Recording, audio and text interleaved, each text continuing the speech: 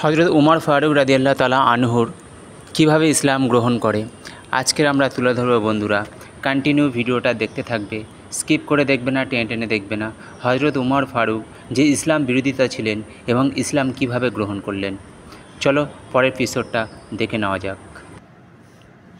হজরত উমর ফারুক রাদিয়াল্লাহু তাআলা আনহু ইসলামের দ্বিতীয় খলিফা এবং অন্যতম সাহাবিক শ্রেষ্ঠ শাসক। সাহাবি তার জীবনী ছিল ইসলাম, ইনসাফ ও ন্যায় বিচারের প্রতীক।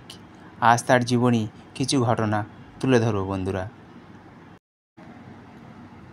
হজরত উমর ফারুক রাদিয়াল্লাহু তাআলা আনহু ইসলাম গ্রহণ করে নবুয়ত শ্রেষ্ঠ বছরের। তিনি পূর্বে ইসলাম বিরোধিতা ছিলেন,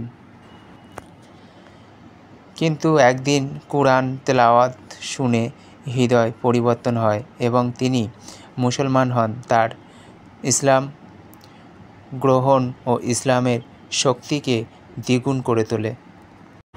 এই ছোট্ট এপিসোডটা দেখে আমরা এটুকু ভাবলাম, কোরআনের এত বড় পাওয়ার এবং এত বড় ক্ষমতা যে কোনো মানুষের হৃদয়কে প্রসন্ন করে এবং আল্লাহর রাস্তাকে ফিরিয়ে নিয়ে আসতে পারে।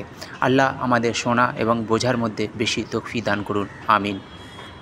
আর আমাদের এই ভিডিওটা যদি একটু হেল্পফুল মনে হয়, শেয়ার করে সবাইকে জানিয়ে দেবেন। ধন্যবাদ।